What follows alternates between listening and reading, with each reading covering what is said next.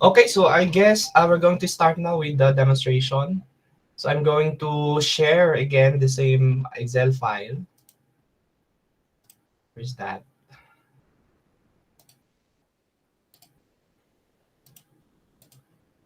Okay, there you are. So this is the file that we're going to use to give us our demonstration. So I hope hindi natin nakalimutan no, yung discussion natin last meeting about the different tests, the basic inferential tests. Meron tayong dalawang categories, mainly the comparison tests and the correlation test or analysis. And under the comparison test, just a brief review lang po. Under the comparison test, again, we have to know whether the assumptions are satisfied because it will tell us whether to use a parametric test or a non-parametric test. So if one of the two assumptions is not satisfied, then we resort to the non-parametric test. Although in this demonstration, para hindi na maghalo-halo, parang examples of the of the parametric test muna, meaning the assumptions are satisfied or i-assume natin na satisfied 'yon para mas madali nating para matapos natin by group yung gagawin natin. So under the parametric tests, the comparison test, we have t-test and analysis of variance actually. So maraming t-tests ang meron tayo. We have one sample t-test. That's what we use if we want to compare the characteristic of one group to a particular number or particular constant. Or siguro may standard tayo na gusto nating i-compare. So one group versus a number, a constant. And then we have a t-test for two samples. Dalawa ding uri ito. Either the two groups that we are comparing are independent or dependent. So we use t-test for two independent samples for two independent groups and then paired t-test for paired groups. Ibig sabihin, dependent yung groups na kino-compare natin. If we're comparing more than two groups, so three or more, we are going to make use of analysis of variance. So actually, ang analysis of variance, it's an extension of t-test for two independent samples. Also, yung analysis of variance repeated measures, parang extension siya ng paired t-test. We are comparing, but this time, we are comparing more than two groups. So yun yung mga pag-aaralan natin na test ngayong Sabado.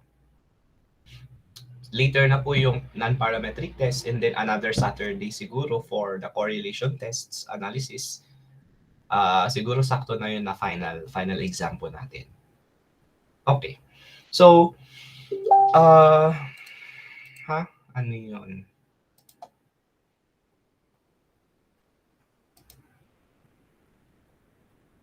May nag-i-install pa kaya?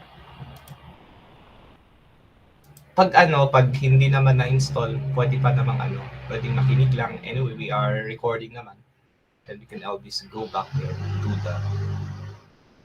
the analysis.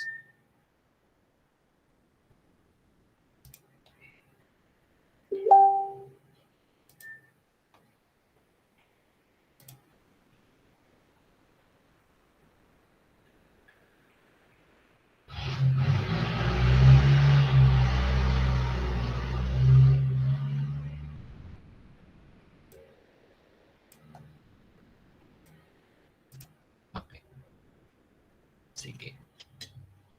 So, let's have the first problem already. Ang gagawin natin, of course, is to read the problem, i-analyze natin yung problem, and then, based from the problem, dapat sa ating utak, more or less alam natin yung gagamitin na natin test using the flowchart na present natin previously. After identifying the test, gawin natin formal yung process of hypothesis testing. So yung nakikita natin dito, this is where we write our answers. It is a step-by-step hypothesis testing. So una, ilagay natin ang null hypothesis, alternative hypothesis. Importante kasi ito, how to write a hypothesis, a statistical hypothesis, because in the most of the parts of our study, especially if it's highly quantitative, they're asking the different hypotheses. So binibigay din ito even if we submit journals for publications, alam din dapat natin yung pagkakaiba ng null saka alternative hypothesis or two-tailed, that's supposed to be two-tailed, not two-tailed or one-tailed. And then, yung test na mention natin, na in-identify natin before even starting providing the hypothesis. And then the computation. So yung computation na to, traditionally, because we do not have the softwares before, we do manual computation.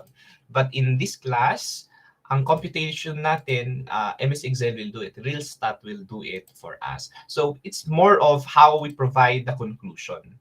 So yung conclusion, it's part of hypothesis testing. This is the decision-making part. So ano na ngayon? We're going to answer the problem. And then, after that, so after doing the hypothesis testing, the process of hypothesis testing, ipapakita ko naman sa inyo kung sorry, kung ano yung i-report natin, because the computations, yung makikita natin dito, it's a lot of numbers. There's a lot of numbers that will be provided by our software. Pero hindi lahat po yun ay i-report natin sa ating manuscript. Pipiliin lang po natin yung importante. And in Benguet State University, normally our table looks like this. That's why I prepared something like this. So ito yung makikita natin sa MS Word doon sa ating manuscript. So how are we going to report and how are we going to discuss? Simpleng discussion lang so that we will have an idea kung ano yung gagawin natin if we conduct a research. Not necessarily naman your thesis or your dissertation, any research endeavor. Siguro research with your advices also sa mga estudyante ninyo. Okay. So let us read now the first problem. This is about the cholesterol level of a particular group of people. Many doctors recommend having a total cholesterol level of 200 this is milligram per deciliter. So kukuha sila ng 1 deciliter of blood and then i-measure nila yung cholesterol. Dapat 200 or less than lang dapat para masabi na parang nasa borderline. This is how we interpret. This is not necessarily accurate para lang may magamit tayo. So if your cholesterol level is less than or equal to 170, that's good. If it's between 171 and 200, that's borderline. Still good pa rin naman, pero mag-ingat ka. Parang yun yung ibig sabihin mo, borderline. And then if it's greater than 200, meaning 200 or above, high yung cholesterol level natin. So you have maybe to take medication or adjustments with your diet. So according to the doctors, dapat 200 milligram per deciliter ang ating cholesterol level or lower. And then a researcher hypothesizes or assume or believes that a particular group of people may be, itong researcher kasi is part of the community of this group of people. And he has a hypothesis na gusto niyang i-test. Parang may napansin siya na tumataas siguro yung cholesterol level. Maybe this researcher is also a medical person. Ay alam niya. So, the following data, so nag-gather ang researcher natin ng data. So, mineasure niya yung cholesterol level of a sample. So, in our data, we can see here that we have 40, I think. If we count the number of people involved in this very simple study, parang 40 siguro na tao ang mga to. Not sure, basta. So this is a sample of that group of people na sinasabi niya. Hindi niya sinabi kung ano yung group of people na yon. Siguro group of employees or group of students or group of patients in a hospital. Hindi natin alam. Basta i-generalize lang natin group of people in our job as the statistician, or hindi naman kailangan statistician, no, researcher in general, is to test whether our assumption or our belief or our opinion or our observation is correct. So statistical test yung gagamitin natin. So we go back to the flow chart. Is this a comparison test or a correlation analysis? What do you think?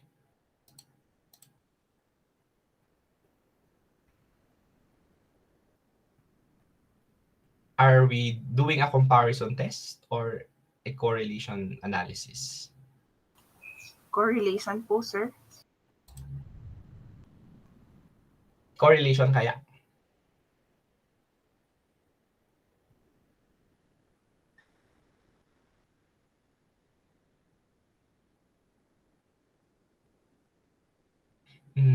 Saglit lang. We will go back to that example. Uh, hmm, for Excel 2019, I will use the real stat. Yes, in the ano naman, in the website, naka-separate. Di ba? Naka-separate naman yata yun. Tignan natin.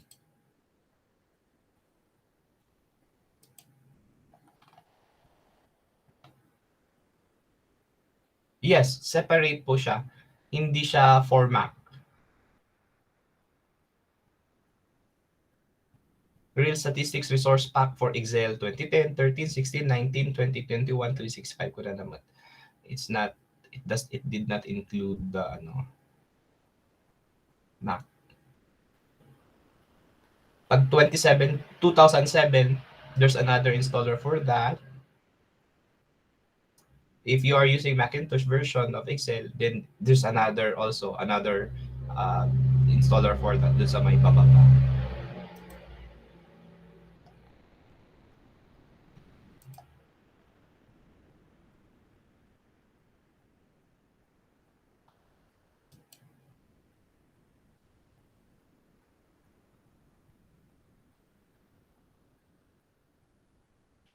Okay, anyway, let's go back to our example.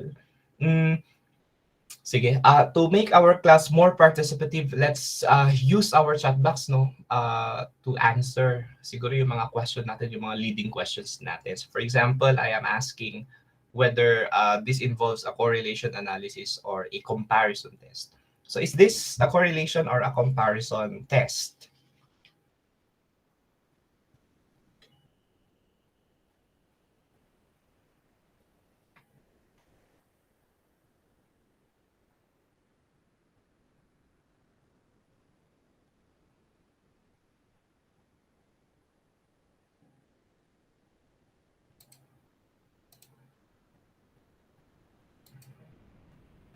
Si Ma'am Castillo yata sabi niya is correlation. How about the others? What do you think?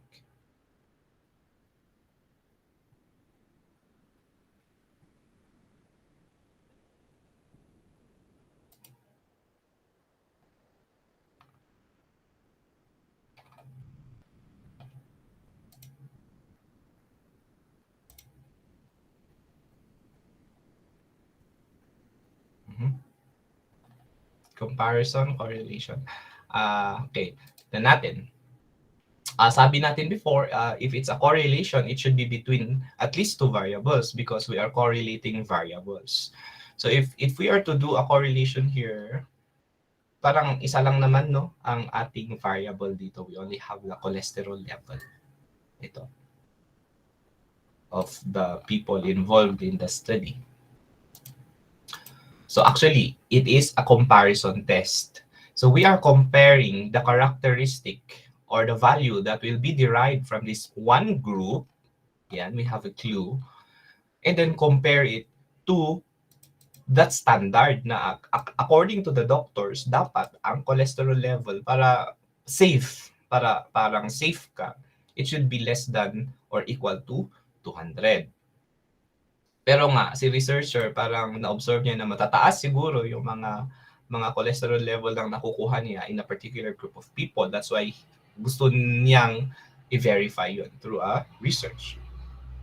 So we are doing a comparison test. Now, it's provided already the problem to assume normality. So the first assumption is okay. Parang pass muna tayo sa assumption na yun. Although in real life, hindi ganun, no, yung ipapass natin. Para lang magawa natin yung analysis para, ano. Pero this is another test to know whether it is or to uh, test the assumption, kailangang test. So it's a test within a test. I-assume lang natin. So the first assumption is assumed. So how about the second assumption? Scores ang mga to, no? These are true numerical data. So this is a variable that is at least interval. Yun lang naman yung second assumption. So we are okay with that. What happened? So we are going to make use of a parametric test. Now, what test are we going to use? Kindly make use of our chat box. I-identify natin ngayon yung test na appropriate. So we know already that we are going to make use of a parametric test. I-identify na po natin yung test na gagamitin natin.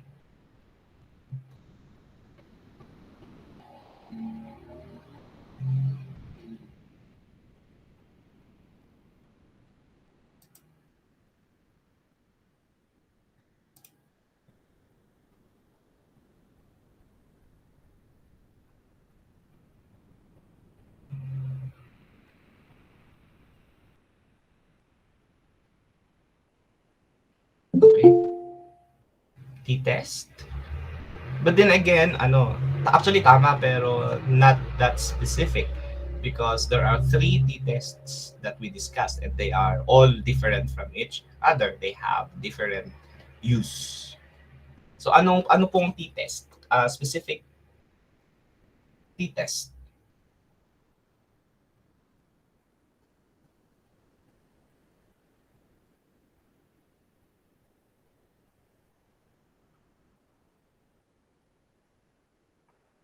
Anyone?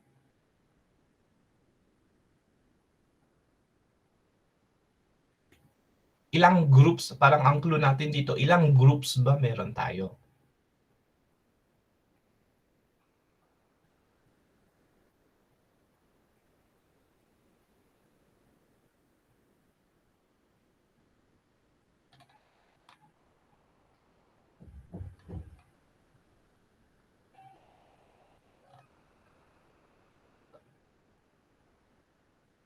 T-test for independent.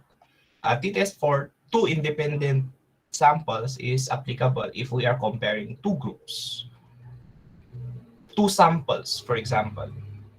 So, do we have two samples or two groups of subjects being compared? In our data kasi isa lang naman, wala tayong grouping variable.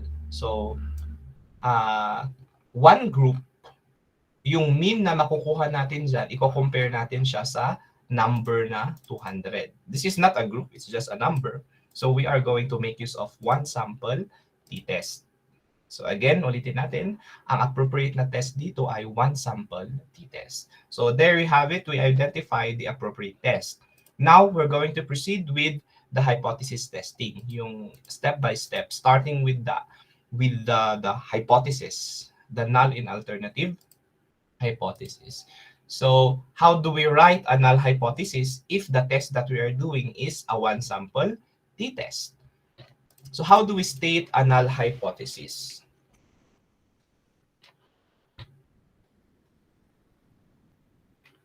We can start with the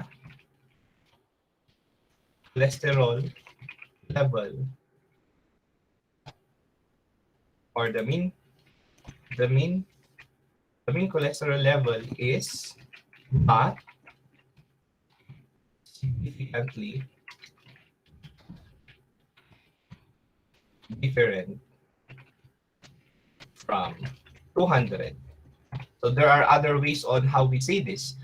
Parehas lang yung ibig sabihin kapag sasabihin natin that the mean cholesterol level is equal to 200. That's another way of saying it. Pero syempre, isa lang yung piliin natin kasi nga pare-parehas ang mga to. Ulitin natin, the statement, the mean cholesterol level is not significantly different from 200. That is the same when we say the mean cholesterol level is equal to 200. We can actually also make use of symbols. Pwedeng para mas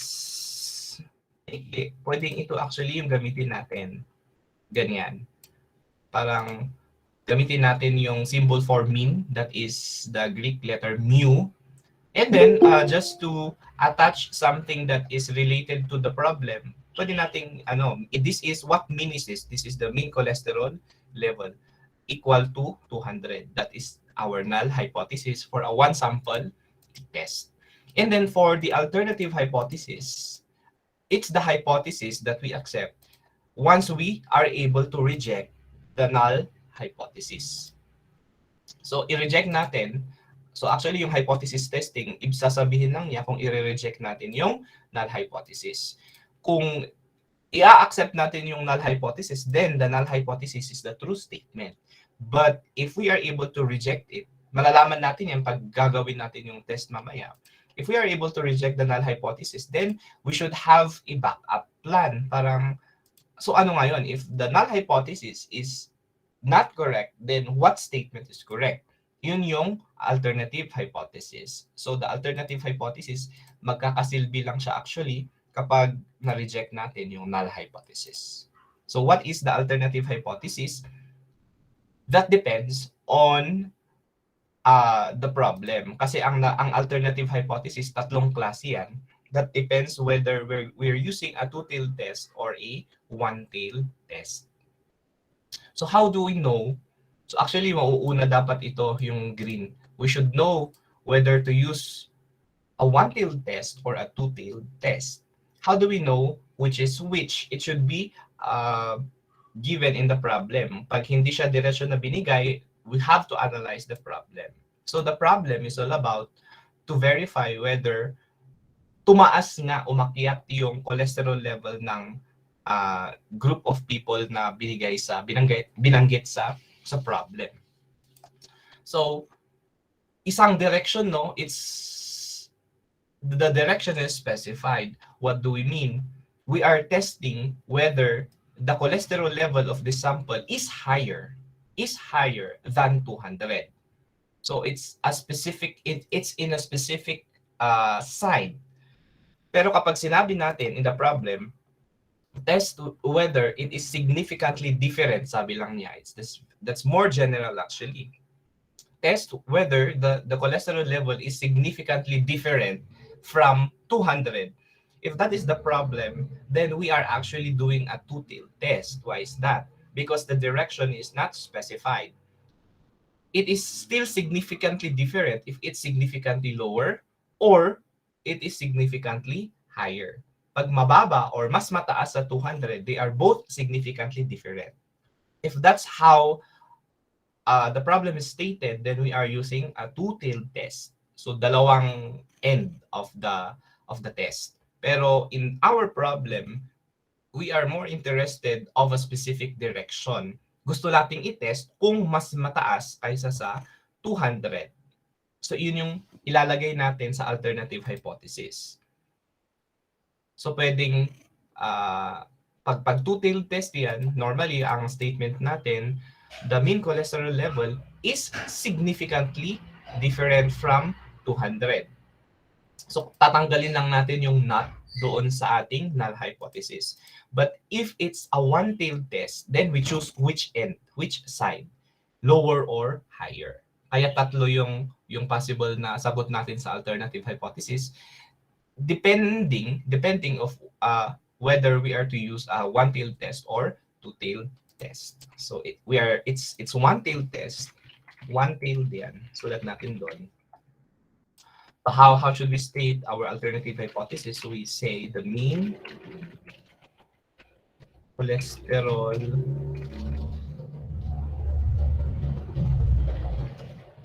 level is higher than 200. Yeah. The mean cholesterol level is higher than 200. Or in symbol, gamitin natin yung inequality signs. So ganyan lang. Greater than. It's specific. Okay. Nabanggit natin kanina na yung test na gagamitin natin ay si 1 sample E. Okay. So we are now ready with the computation. At ang sabi natin kanina, with the computation, we're not doing it manually, but we are utilizing this software, si RealStat, Real Statistics. So, na-install na natin. So, under add-ins, this is where we can access the installed Real Statistics. So, i-click lang natin yung add-ins. If there are technical problems, kindly let me know. Nakikita ba yung buong? Okay. Okay naman. So, under add-ins, we go back. Real stat and then data analysis tools. Okay. So, ang dami. There are a lot of tests here. DESC, desk. I think this is descriptives.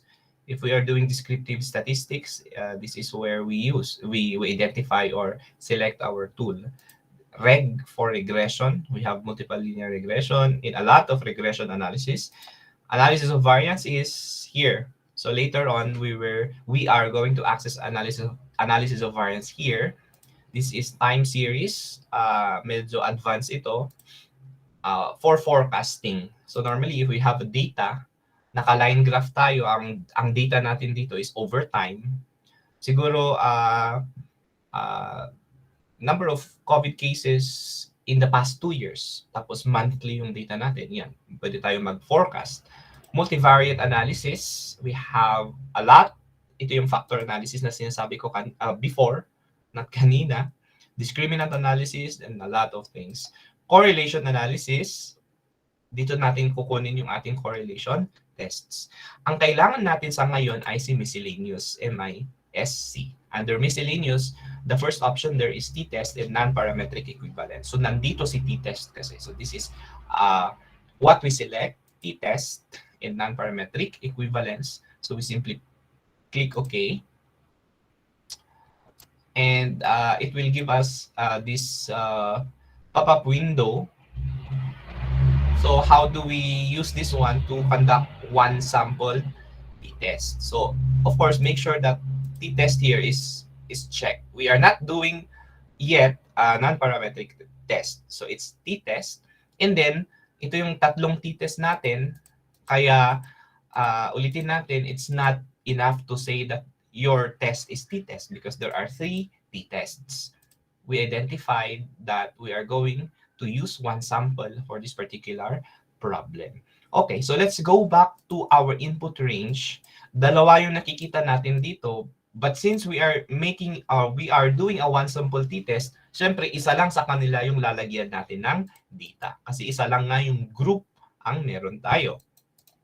So under this input range 1, lagay ko lang dito yung cursor natin and then we drag the data just like what we did in any of the analysis in Excel. So i-drag lang po natin yung data. By drag, I mean select. We select the data. It's always better if we check this one, the column headings, and then when we select our data, we include the column heading. Especially pagdating natin sa analysis of variance later on, it's important that the labels are included in the computation para hindi tayo malito. Okay, so let us select this one. Siyempre dapat kasama lahat yung data points. Yan. So, yan kasi yung pangalan ng sheet problem 1. Wala tayong ilalagay sa input range to kasi isa lang naman yung group natin. And then, we can leave this way, this alpha as 0.05. And then for the hypothesized mean, yun yung number na given sa problem kung saan natin kino-compare itong group na ito. And that is 200. So this is the hypothesized mean. Bakit naka-slash na median? Because we can use this window if we are doing a non-parametric, the non-parametric equivalent of one sample t-test, but we are not. Okay, so what else should we specify here? Ito, yung output range para hindi makalat yung ating computation. So under output range, kung saan natin gusto mapunta yung ating analysis. So I'd like it here, just below this one. So under computation, specify lang natin dyan and just click OK. And it will give us the result already of the analysis. So hindi natin minanual. Pag imamanual natin yan, baka 3 oras natin yung gagawin. Hindi naman. 1 oras or 30 minutes. Okay, so as I mentioned a while back, there's a lot of values that the test will give, but not all of them will be reported in our manuscript. So which of these values are we going to use? Well, before we do that, before we summarize it in this table, magbigay muna tayo ng conclusion. Meaning, ano yung result ng hypothesis testing natin at ano yung sagot sa problem. So sometimes, ang conclusion ay iba sa decision. Conclusion means whether to reject or accept the null hypothesis. Kung alin dyan yung totoong statement, that's the conclusion. And then the decision is to answer the problem now. Kung mataas nga ba sa 200 milligrams per deciliter yung cholesterol level ng mga taong to. So where is that result?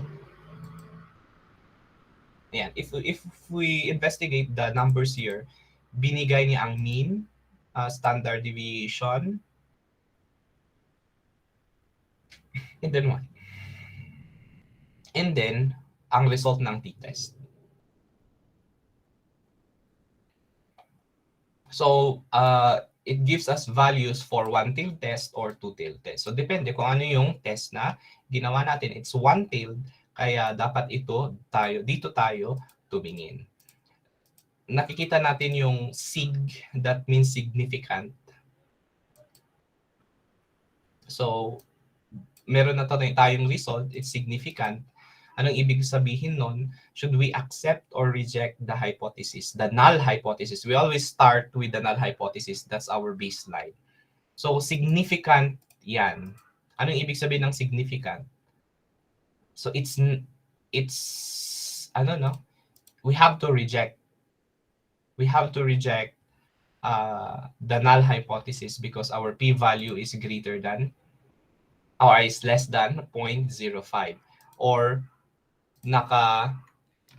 saad naman dito, naka-indicate na it's significant. Naka-yes ang ating computation. So kapag nangyari yan, we reject the null hypothesis. If we reject the null hypothesis, then our conclusion is this one. The mean cholesterol level is indeed higher than 200. Actually, yung mean niya kasi ay dito, 216.475.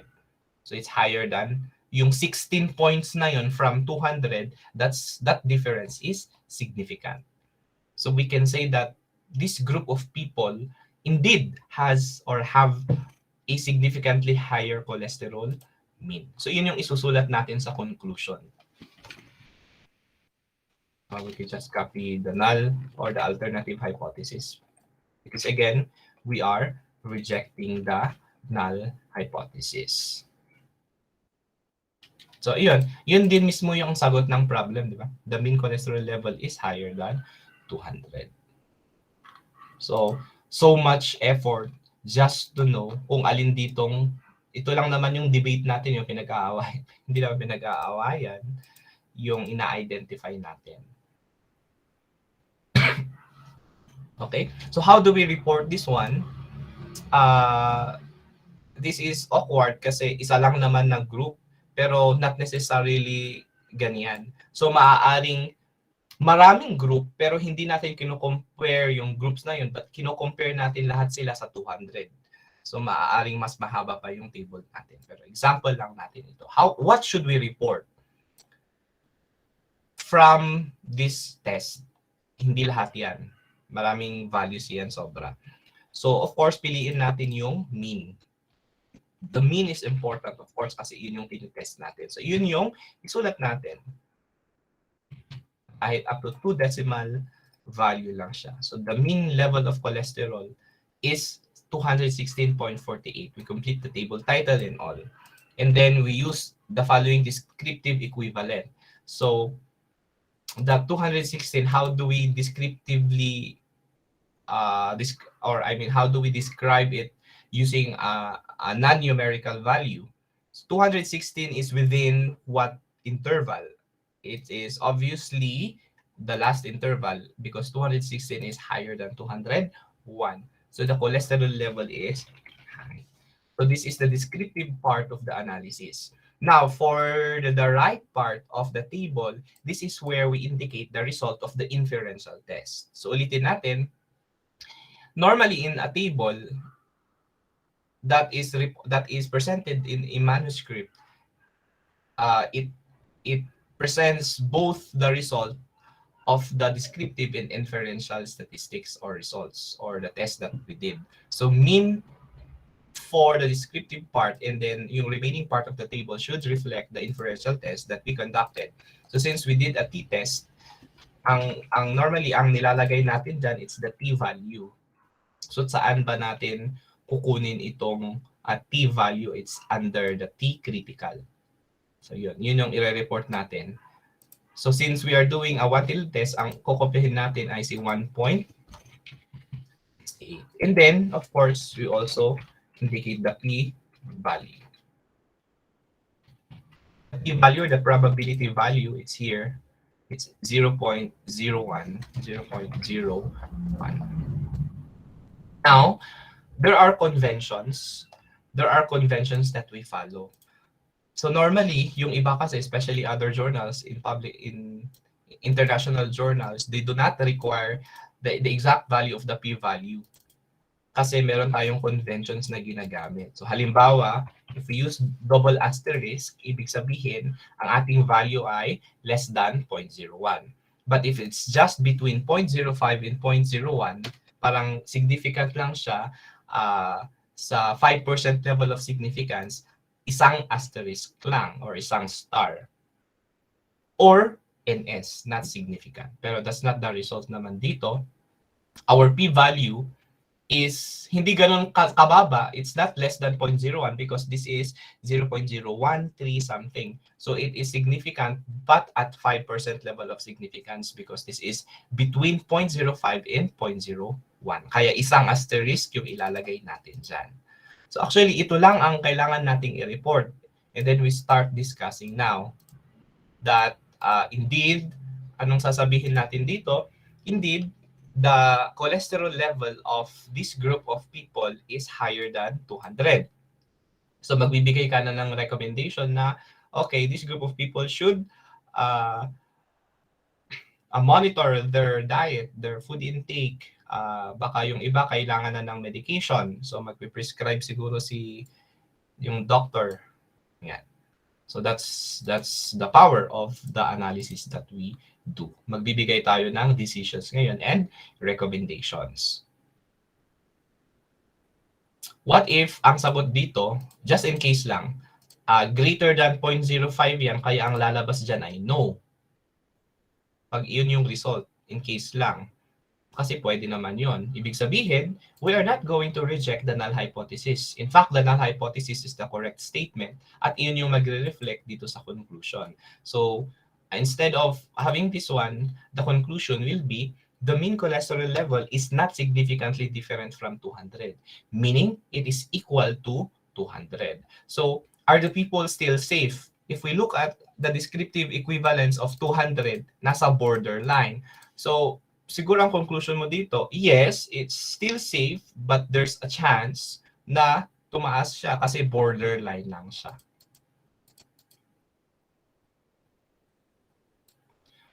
Now, what if in case the result is significant pa rin, it's yes, pero nataon, ang lumabas na mean ay less than 200.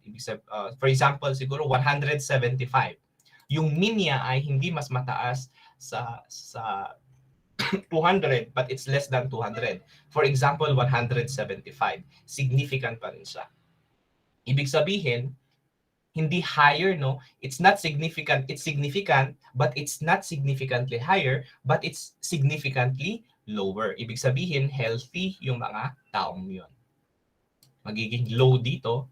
Kasi ang significantly different naman, maaaring mababa, significantly lower, or significantly higher. Ibig sabihin, mali pa rin yung, pag significantly lower yung lumabas dito, ibig sabihin, mali pa rin yung assumption ng researcher. Kasi feeling niya ay significantly higher, in reality, it's significantly lower. So the people are actually healthy. Yeah, in terms of this measure, yung cholesterol level. So that's our first test.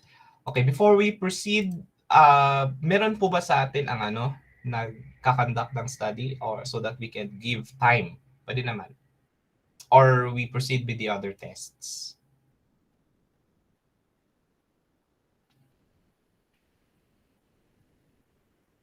What do you prefer?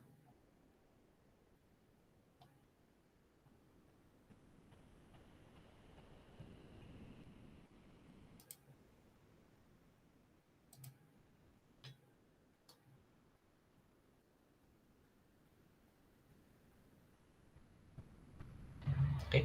So I think siguro mag-proceed na lang no. Anyway, there's a recording. Mag-proceed na lang tayo sa problem 2. There are 4 problems.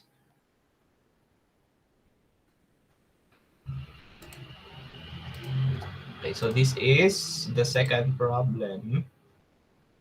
What do we have here? This is about students. Students grades. There are 35 students here. These data that we see here are the grades of 35 students in the subject called purposive communication.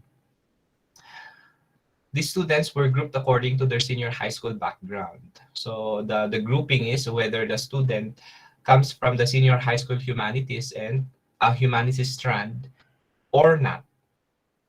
So siguro si researcher dito, meron bang effect kapag yung performances, because purposive communication is a minor subject in college.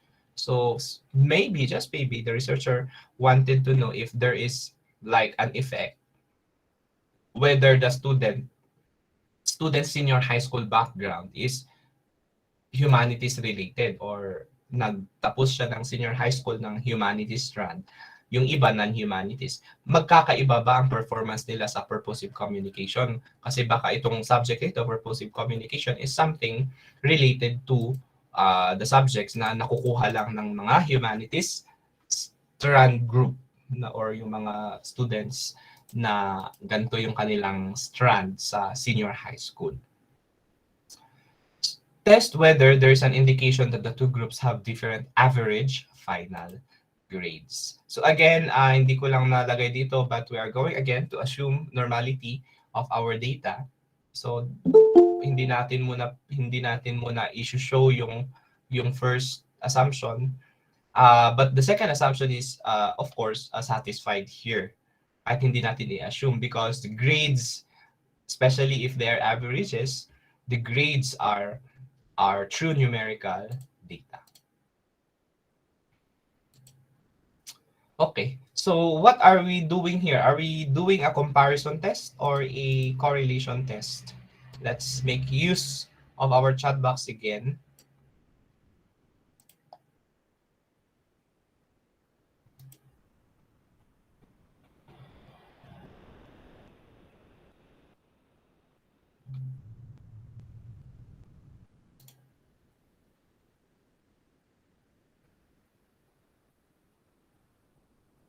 Anong test ang applicable kaya dito? What is the appropriate test that we should use here?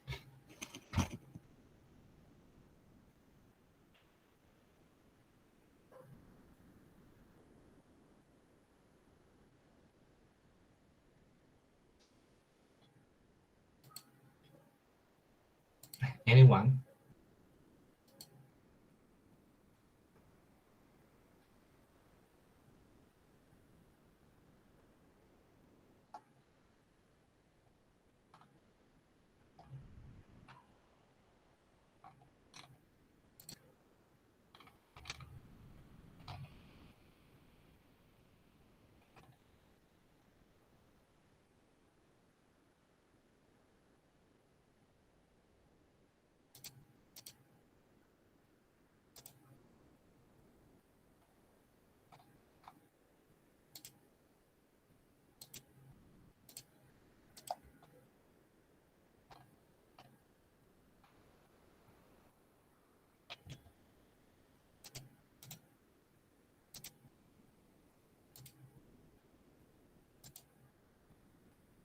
Kindly make use of our chat box to uh, tell us, show us the appropriate test for this particular problem.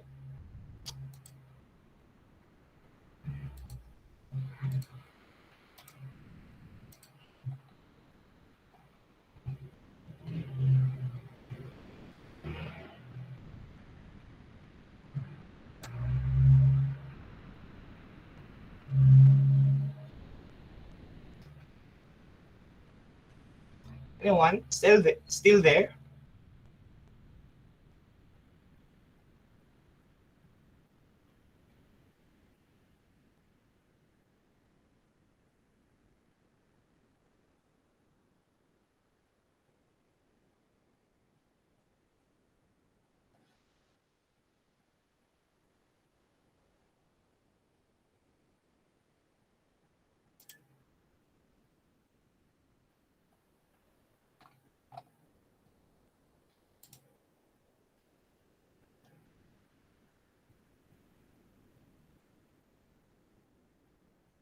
T-test for, yes, T-test for independent samples.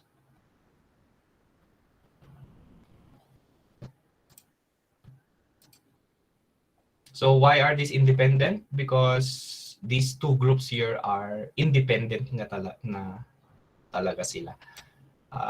This group of people, the group of humanities, is a different set of people from this group of people. Hindi sila paired. Makikita naman natin na magkaiba pa nga sila ng sample sizes. Mas madaming humanities students doon sa kumpara sa non-humanities student. So we can actually identify already the test here. So how should we indicate or write our null hypothesis? Since we are now comparing two groups, then we say that the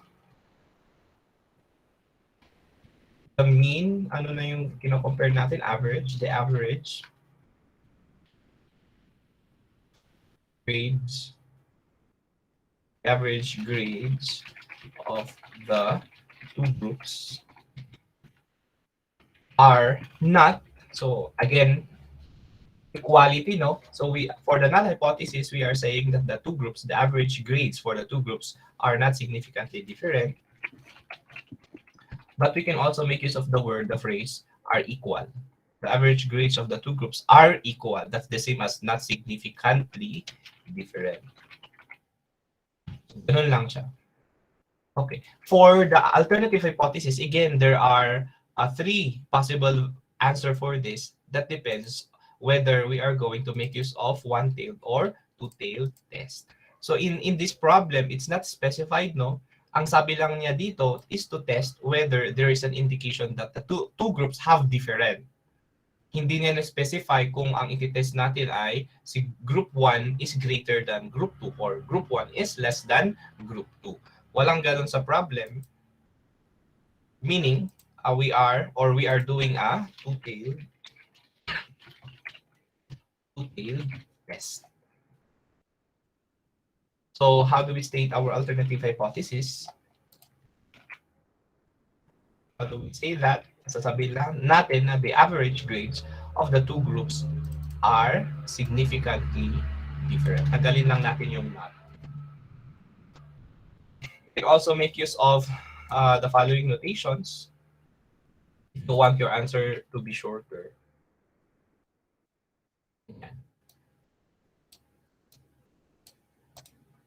So the average or the mean grades for the humanities group is equal to that of the non-humanities group. Or for the alternative hypothesis naman, the mean are not equal. So not equal, this is also an indication, parang makikita natin agad-agad visually na okay, we are doing a two-tailed test. Because if we are using an inequality, either greater than or less than yan, then we are doing a two-tailed test. So, nasabi na natin kanina, na-identify natin kanina, that we are actually doing t-test for two independent samples. Now, if we use this software or actually any other software, pag pipiliin natin yung t-test for comparing two groups, comparing two independent groups, meron na naman siyang subtype or subcategory. Magtatanong siya kung ang gagamitin natin ay ito. So both of these are t-test for two independent tests, pero meron tayong tinatawag na t-test assuming equal variances and then t-test assuming unequal variances. So we have to know which is which ang gagamitin natin. And to do that, we're going to make use of Levens test. So hindi muna natin ikakonduct yung t-test for two independent samples kasi hindi natin alam kung aling t-test for two independent samples ang gagamitin na naman natin. We have to conduct first Levens test. So anyway, ang Levens test ay andito pa rin naman sa real statistics. So nakalagay dito ay included here how we interpret the result of the Levens test. So in a t-test, if the p-value for the Levens test is greater than 0.05, then we use t-test assuming equal variances. So tingnan lang natin yung p-value, malalaman natin agad-agad kung t-test assuming equal variances or t-test assuming unequal variances. So that always depends on the value of the p-value, or in short, the value, it depends on the p-value. So, yun muna yung gagawin natin. Kaya bali dalawang computations yung gagamitin natin. Computation for knowing the test, the specific test, and then dito sa baba, ikakonduct na natin yung specific test na na-identify natin. So, how do we conduct Levens test? Again, we access our real stat, and then Levens test is under analysis of variance. ANOVA, one factor. Andito si Levens test. We are not doing an analysis of variance, but we are trying to access Levens test. It so happened that Levens test is here. So actually, unclick natin yung analysis of variance muna because we are not doing that. We are doing here a Levens test. So anong gagawin natin? Of course, we input the range. Isa lang naman yung input range dito. So, ibig sabihin, kailangan i-select natin yung both groups. So, make sure your cursor is there and then select now our data. We select both groups. Yan. So, naka-check. So, again, na-select natin yung ating data and then make sure that Levens test is checked. We do not need these values, of course. We are not doing these tests yet. So, we specify where we want to put the results just to make it more organized. Dito natin ilagay. And then just click OK. And this is the result of the Levens test. So ang gagamitin natin, since we are comparing means, of course, ito yung pipiliin natin na p-value. For non-parametric test, this is the result yung gagamitin natin. But we are not. We are doing a parametric test. So, ulitin natin, ano na ulit, how do we interpret Levens value? Depende sa p-value yan. Is 0.19 greater than 0.05? Yes, actually ang layo. That's too high from 0.05. So, anong gagamitin natin? Pag mas mataas sa 0.05 ang p-value natin, ang gagamitin natin ay ito. Use this test. Yun lang ang purpose actually ni Levens test, to specifically identify what kind of t-test we're going to use. So use t-test assuming equal variances. Now we are ready to conduct t-test for independent samples. So again, we access our real stat and then under miscellaneous, and then the first option here, t-test and non-parametric equivalence. We are still doing t-test, so ganyan lang talaga siya. Hayaan natin yon. We are not doing one sample, we are not doing two paired, but we are doing two independent samples. So by default, naka-check na ang mga gusto natin. So sa input range 1, of course, the first group, in any order naman, and then we go to the input range 2, and then select the second group. Ayan. Ano pang kailangan nating specify dito? Where we want our results to be located. So under output range dito sa baba, dito natin piliin para dyan magpakita yung results. And we are actually done. Click OK and it will give us already the values that we need. And there's more values than the last test that we did. Again, hindi lahat ng values dito ay kailangan natin. So if you look at this one, the first part of the result are descriptive statistics like the mean, the variance, and all. And then, this is the reason why we conducted Leven's test. Because it will give us two answers. T-test assuming equal variances, yun yung nasa title, or t-test for unequal variances. So, pag hindi natin ikakonduct dito, parang anong pipiliin natin sa dalawang tests na ito? It's good that we did the test earlier. So, alam natin na we assume equal variances because the variances are not significantly different as evidenced by a p-value greater than 0.05. So, ang kukunin natin ay ito, yung first na t-test. T-test assuming equal variances. And then, did we use two-tailed test or one-tailed test? Two-tailed test. So, andito lang tayo. Dito lang tayo titingin sa may row na ito. Tapos, hindi na naman lahat yan ay kailangan natin. Dito lang sa part na ito. So, ano actually yung kailangan natin? I-highlight natin. We need the T-critical. I-report natin yan. And of course, the ano pa ba? It's the P value. Tapos, sabi niya no. Anong ibig sabihin ng no? No, do not reject the null hypothesis. So, ulitin natin. No, do not reject the null hypothesis. Pag yes, yes, reject the null hypothesis. So, anong ibig sabihin nun? We go back. Ano nga ba yung null hypothesis natin na hindi natin i-reject kasi nga no ang lumabas dyan na sagot. The correct statement is the null hypothesis. Yun ang ibig sabihin nun. They are not significantly different. Yun yung conclusion natin.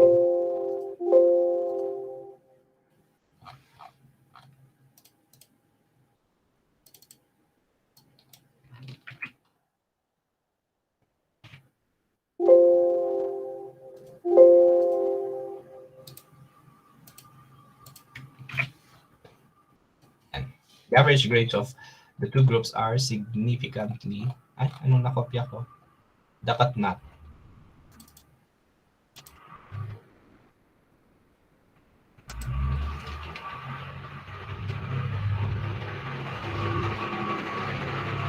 So, if we look at the mean, ito yung mean grades. So, for the humanities group, yung students na yon, yung mean average grades ay 1.88. Ang setting natin dito ay sa BSU, so the lower the numerical grades are, the better the performance. 1.92 doon sa isang group. So, ibig sabihin, regardless of the difference that we see, kasi medyo mas mataas naman yung humanities group, but that difference is not significant, meaning it's not enough to say na superior yung grades ng humanities group sa purposive communication. Yun yung ibig sabihin ng result ng hypothesis testing na ito. So, okay, what do we report now in our manuscript if this is the research? So, ganun din, kailangan natin yung mean ng dalawang groups. So, i-copy lang natin yan.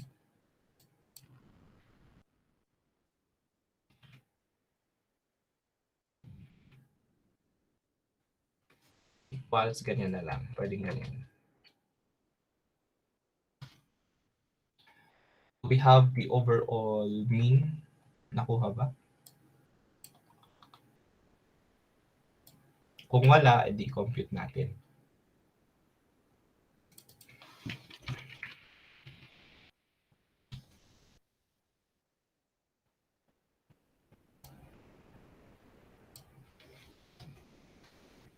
The average is 1.90. And then the descriptive equivalence. So ulitin natin, no, the first parts ang nailalagay natin ay yung descriptive lang. Descriptive statistics, meaning the means and the descriptive equivalence, the non-numerical equivalence. We can make use of our lookup function, or dahil tatlo lang naman, pwede namang pwedeng ito,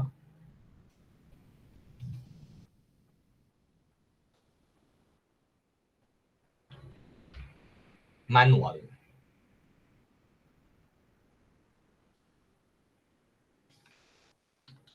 Dollar.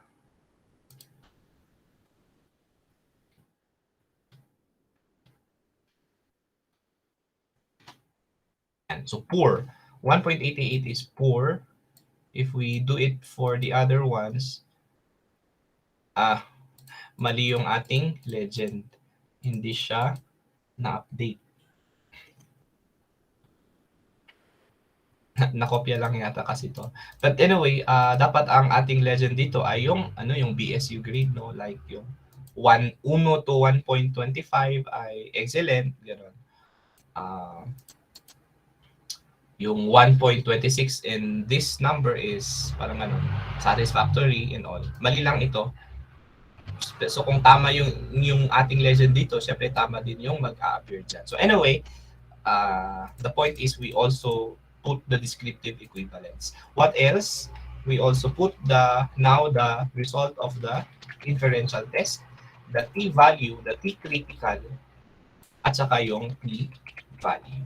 So yun na yung kailangan natin. So the t-critical for this particular test, yung naka-shade dito, this one, and then the p-value, this one. So yun na yung kailangan natin.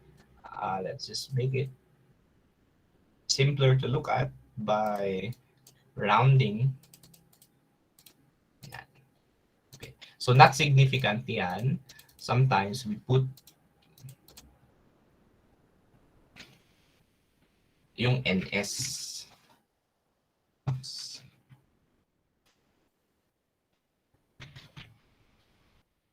NS meaning not significant. Dapat naka-superscript siya pero hindi pwede dito sa Excel. Pero pwede siya sa Word. Parang yung single asterisk, double asterisk, and then NS. The p-value is actually very high. Masyadong mataas yan kaysa sa 0.05.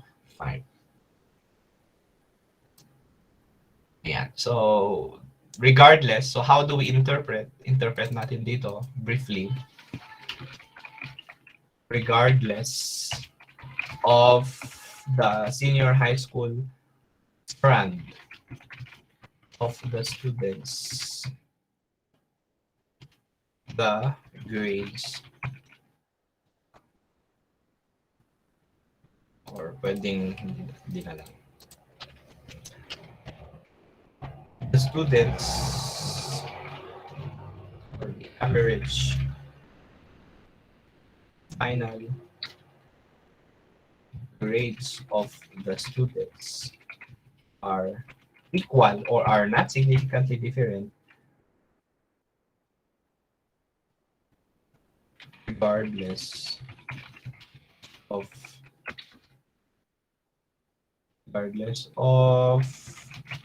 whether they come from senior high school Hume strand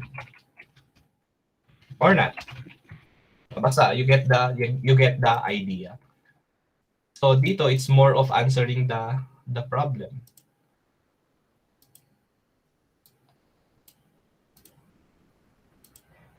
Dito it's more of identifying sa conclusion under the hypothesis testing. It's more of actually answering whether to reject or not reject the null hypothesis. But for our interpretation, of course, it should answer the problem, yung context ng problem mismo. Alright. So yun lang naman yung kailangan natin. So from these numbers, hindi natin yun kukunin at i-report sa ating manuscript. Yung mga importante lang. Yan. So more completely, no, when we later on when we discuss tables like this, of course you start with the mean, with the descriptive results. So we can start that based from the means, solely from the means, it looks like the humanities group has a higher performance in purposive communication. However, yun, mag-however ka na, and then report, you present now the result of the hypothesis test, of the inferential test that you conducted.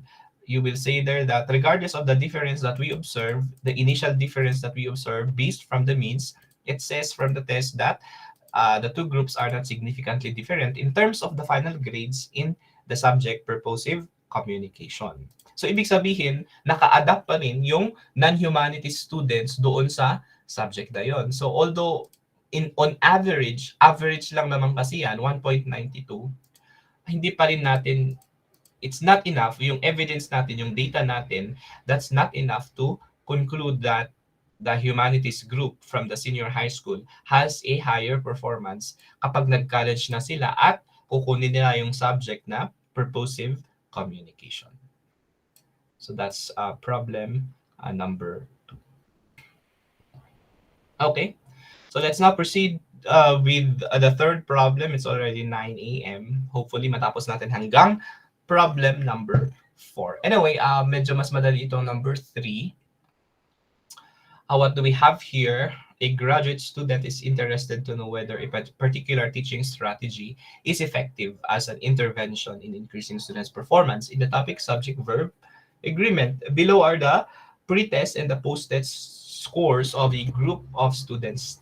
Test whether there is a significant change in the scores after applying the strategy. So, hindi na naman ito correlation. Change. So, we are comparing kung may nagbago ba sa pre-test at saka sa post-test scores ng mga students. So, are we doing a two-tailed test or a one-tailed test? Change means it significantly dropped or it significantly went high. So, tumaas siya or bumaba. It's not specific. That means we're doing a two-tailed test. Okay. What is the appropriate test? Bakit? Wrong spelling. Tailed.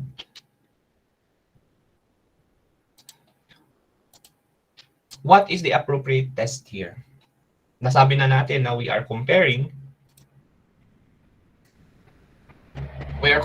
two groups, obviously. So what test?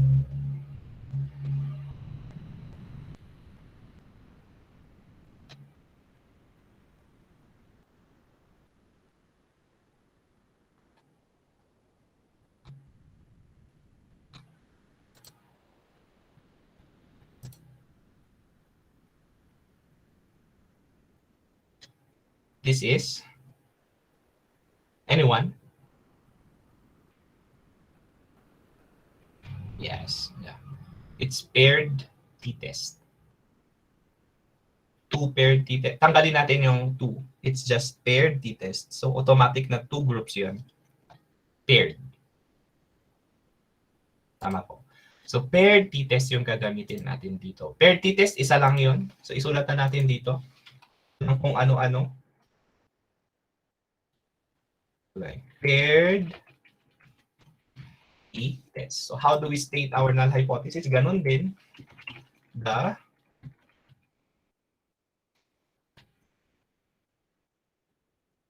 mean pre-test score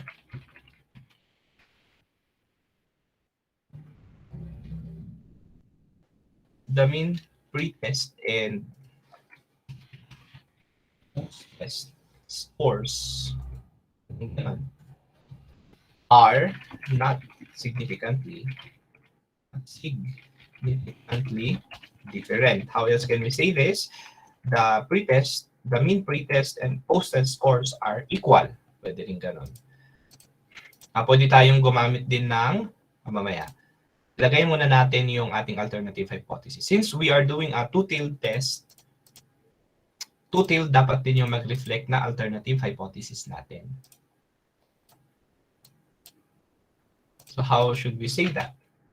Hihit lang natin yung ating null hypothesis. So instead of not, tanggalin natin that. Ito, yung not, at magiging ganyan na. The mean pre-test and post-test scores are significantly different. By symbol, pwede natin gamitin ito.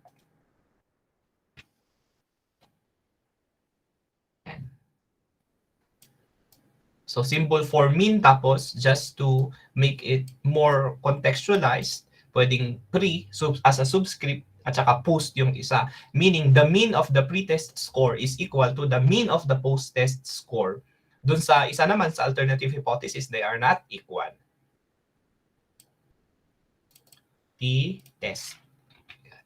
Okay, so let's now conduct t-test, paired t-test using real statistics. So add-ins again, real statistics, data analysis, and then under miscellaneous. T-test pa rin ang ginagawa natin. So the first option, input range 1, the first group, meaning pre-test. For input range 2, the post-test scores. Make sure that you select all the data. Of course, we have this as checked. Hayaan lang natin. Bakit? Because we have included the column, the labels, or the headings of our data. And then, we are doing t-test, 2 paired samples. Nakalagay kasi siya dito, 2 paired samples. And then, we specify the location. So, we want it here. Pag hindi yata natin ilagay ito, walang nilagay, parang mag-create siya ng another sheet. Okay.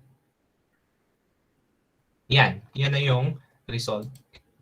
Medyo maikli. That's paired t-test. So what do we need in this result? Of course, the means, kailangan natin yan. Highlight natin. The mean for the pre-test at saka post-test. Kitang-kita agad-agad na ang layo nung diferensya, no? Siyempre, nagturo ka dyan sa post-test. Doon sa pre-test, wala pa silang alam. From 66%, siguro yan, umakyat ng 81.85% yung kanilang average scores. Since we are doing two-tailed test, dapat dito tayo tumingin. So, ano yung important values dito? Of course, the p-value and the t-critical, and of course, the result of the hypothesis test. Yes na naman yung sagot dito. Yes, it's significant. So, yes, we reject the null hypothesis. Pag no yan, no, we do not reject the null hypothesis. Meaning, accept the null hypothesis. But the answer here is yes. Yes, we reject the null hypothesis. So, if we reject the null hypothesis, then we do not have any other option than to accept the alternative hypothesis. So, yung conclusion natin, yes, the pre-test and the post-test scores are significantly different. No? So actually, makikita din natin, we will realize that pag hindi masyadong magkaiba yung standard deviation, medyo malapit sila. Tapos, magkaiba yung mean, malayo sila, normally doon tayo nagkakaroon ng significant na result. Pero kahit malayo yung mean natin, tapos magkaiba din yung standard deviation, malabo na magkaroon tayo ng significant result. Parang dito, no? If we go back to the result of this one, bakit siya nag-no kahit meron siyang diferensya? If we look at dito, in the context that we have grades, actually, this makes a difference kasi the variances that we have here. Pero dito, masyadong malayo yung mean, tas medyo close yung ating standard deviation or variance. What do we report? Dito, of course, the mean. Just copy the mean. And the descriptive equivalent. 66 is like 4. So, nung nag-pretest sila, 4 yung kanilang skills or knowledge. Tapos, nung after nang nagturo ang teacher, ang post-test score na ngayon nila ay nasa at least satisfactory naman. This time we did not use the lookup function. So pwede din lang. And then what do we report? Again, we are doing a t-test. So t critical or t computed. And then the p value. So where are those? Andito. So t critical is like 2 point something, 2.09, 2.09. And then the p value is, what is this? Ano yan? Bakit 1.6 e minus 11? Ang ibig sabihin yan, exponential, no? Naka-scientific notation na siya because it's a very low number. So anong ibig sabihin nito? Itong decimal point na ito, in between 1 and 6, itong decimal point na ito, magmo-move siya ng 11 units to the left. 1, 2, 3, 4, and so on and so forth. 11 units yan. Negative 11 kasi siya. So, ibig sabihin, it's something that is very low. Parang 0.0000000000016. So, yun yung nakikita natin na 1.6. So, syempre, it's very awkward kung yun yung i-report natin dito sa p-value natin. Parang, ang hirap naman tingnan. Ganyan yung magiging itsura. Langang ganyan, no? Magiging itsura, tapos mag-1.6 ka dyan. So, ang ginagawa natin, by convention, ang nilalagay natin ay 0.00. Ganyan. Yun yung nakikita natin normally. So, anong ibig sabihin yan? Ang p-value ay 0? No. Normally, naturally, ang p-value ay hindi nagiging 0. Parang napaka-perfect naman ng test kapag yun yung nangyari. So, pag makakita tayo ng 0.00, actually, hindi yan exactly 0, but it's a very low number. Convention lang natin para mas simple tignan. So, it's significant, of course. Double asterisk. Double asterisk, why? Because it is even lower than 0.01. So kung mas mababa pa sa 0.01, nasa 99% level of confidence na tayo, meaning the level of significance is 0.01. 1% lang. Of course, that is a better result. So ito ang i-report natin, and then we start discussing. Based from the mean, ang kanilang pretest score ay 66.80 and it's poor, but after teaching them, tumaas ang kanilang score from 66 to 81.85, descriptively satisfactory. This is also consistent with the result of the inferential test run. According to the test, the result of the test, the two scores, so yung scores between pretest and post-test scores are significantly different. So this data is an evidence that there is a significant change in the scores of the students. Although warning, no? Although ito yung example natin para lang magkaroon lang tayo ng example for a paired t-test, but as a researcher, this is actually a weak methodology, yung pre-test, post-test lang, just to conclude whether a teaching strategy is effective or not. Dapat meron kang control group at saka experimental group dyan para at least ma-measure natin yung effect ng intervention. Okay. So that's paired t-test. Unless you have a question, let's now proceed to the fourth problem, the fourth and last. Any question?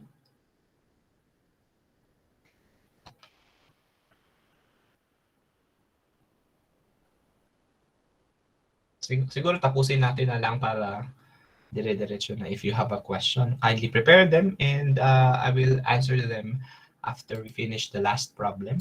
That's number 4. Number 4 is just the same with number 2. It's about students and their performance in purposive communication. There are also 35 students here. However, the number of groups is not just 2. Yung kanina, it's the group of humanities and non-humanities senior high school graduates. This time, the grouping is the same. The variable that we measured is the same. It's purposive communication grades, but the grouping variable is different. The grouping variable here is the type of school they come from. So the type of school is either regular high school, science high school, or coming from the alternative learning system. So we are comparing whether yung performance ba nila sa purposive communication is dependent on the type of high school na kung saan galing sila. So, pag ako yung mag-guess, siguro mas mataas yung galing sa parang sa senior high school based on the data, puro 1 point something. Tapos susunod siguro yung galing sa regular high school at saka panghuli siguro ito kasi may special needs ang mga ito at saka maraming factors. Maraming factors. No? Older ang mga yan, tas mas malawak yung gap, no? Maaaring nag-stop, nag-aral yung galing sa ALS. Mga ganong bagay. So anyway, mukhang ganyan. That's just an observation. But then again, the reason why we are doing hypothesis testing is because we cannot just rely on our subjective observations. Kailangan i-test talaga natin whether that is enough, this data is enough to say that mas mataas ito, and then last yan. Maaaring ito lang ang mataas, ang significantly different, tapos parehas lang yung performance ng irregular sa ALS. Maraming possibilities. Okay. So, are we comparing or correlating here? Obviously, we are comparing. But, so I assume ulit natin yung parametric assumptions, no? Yung second assumption, walang problema because these are grades. This variable is at this interval. But for the normality assumption, i-ano lang natin para makagamit tayo ng parametric test. I-assume natin. Okay. So what is the appropriate test if this is the case? We are comparing these three groups.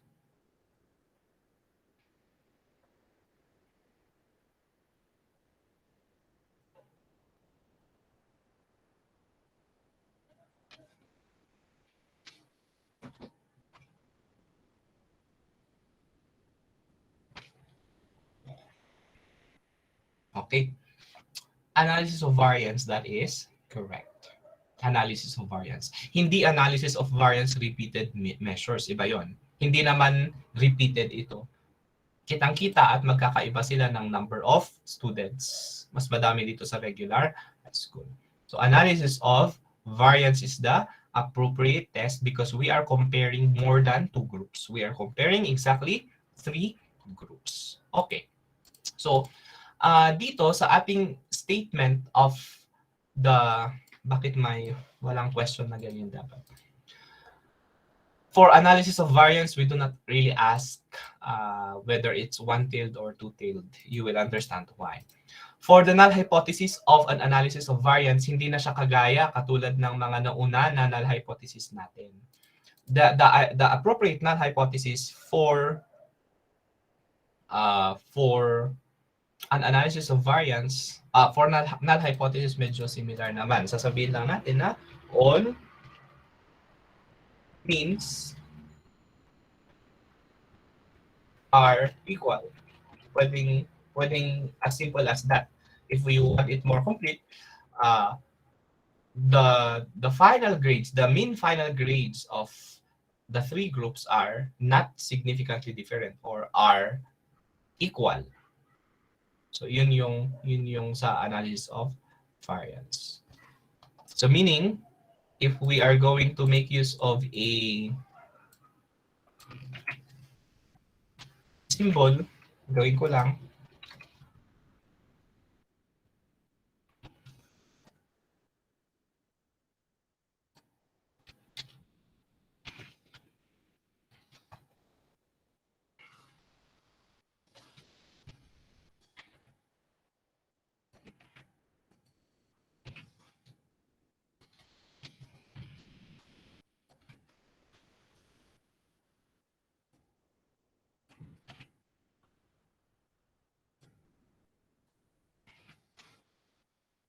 Ito yung magiging itsura niya.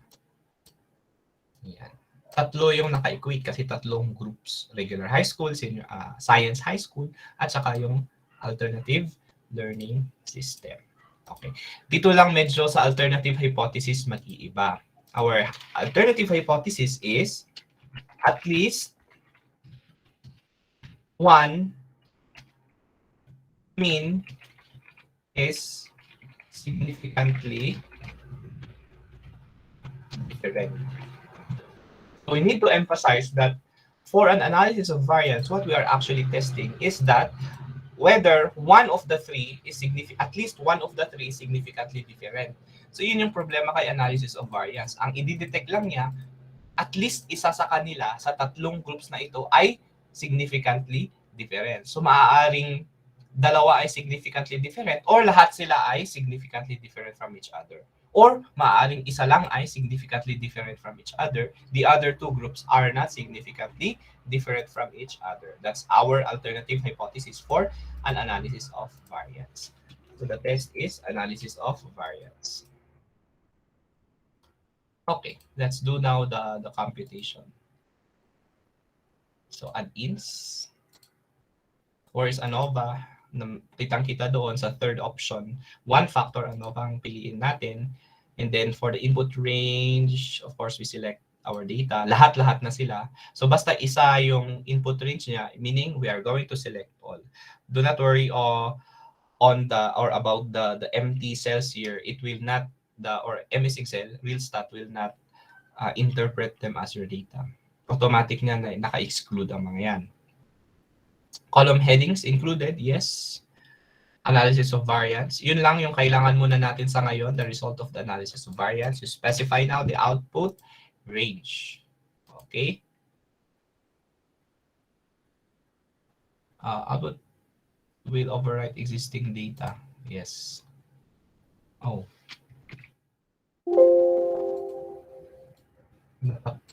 Nag-overlap siya dito sa dapat saglit lang.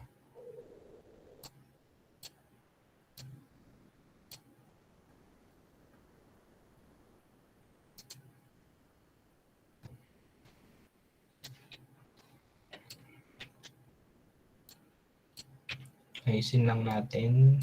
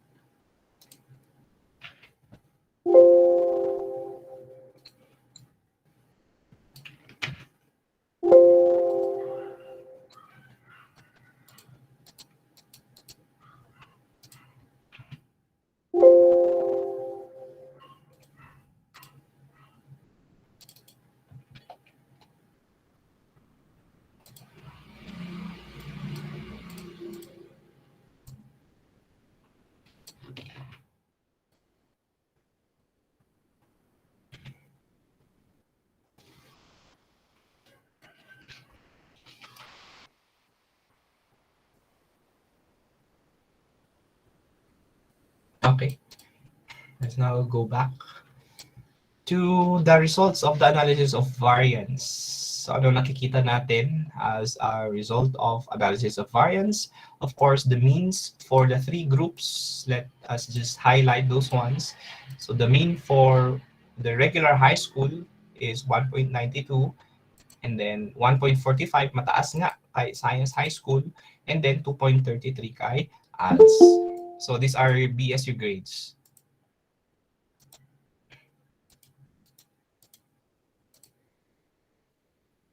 Mm-hmm. And then where is the result of analysis of variance? Dito. So ang kailangan lang natin diyang interpret ay si p-value at saka since we are now doing analysis of variance, it's the f value now. But p-value mo na ang interpret natin. Again, the p-value is 6.94 e raised to negative 7. So para magbibilang ka ng 7 units to the left of 6. So, bali, 6 units.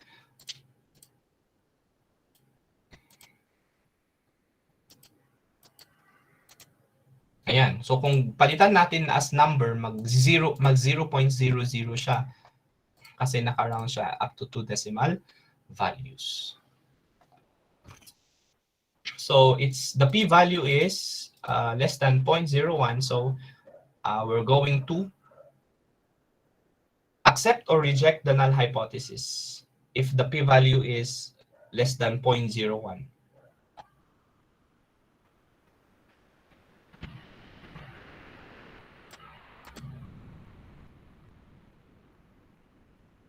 Our p-value is less than 0.01. Should we accept the null hypothesis or reject?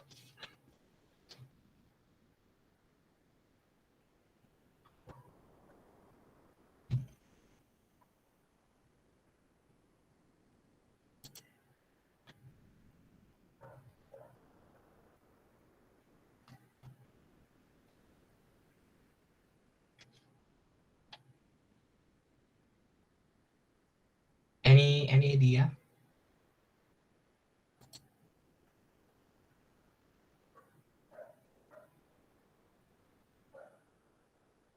Okay, yes.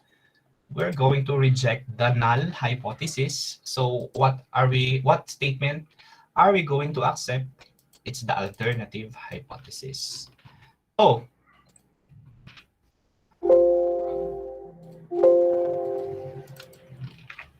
at least one mean is significantly different.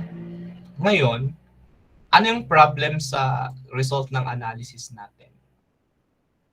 So, syempre, the conclusion is at least one is significantly different. In our table na i-report natin, we copy the mean,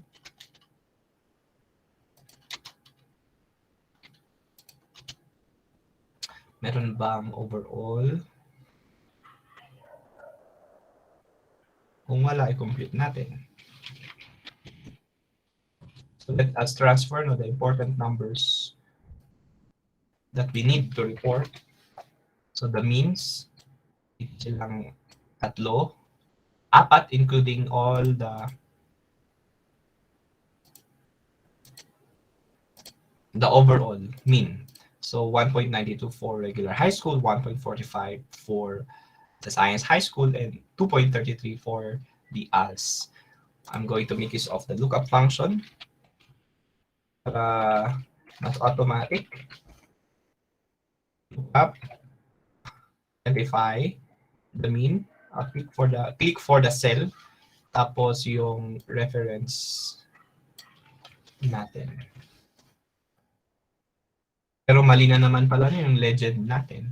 Anyway, hindi ko na-edit, sorry.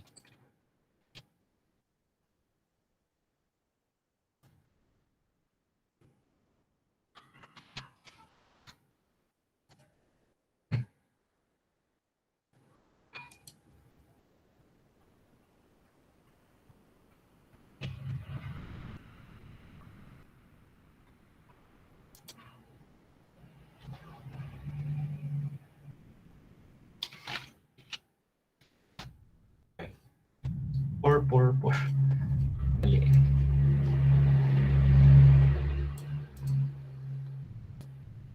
And then, F, instead of T, we are not doing t-test now, we are doing analysis of variance. So we report the value of F test, the F statistics. It's here, it's 22.82. 20, I'm sorry.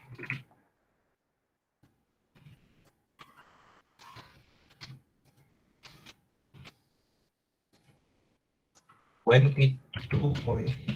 then of course the P value, which is 0.00. Again, this is not actually 0, it's just a very low number.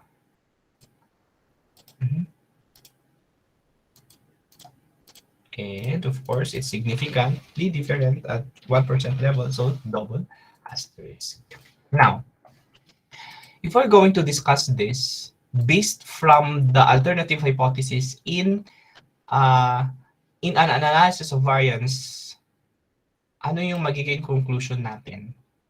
Sabi niya, at least one mean is significantly different.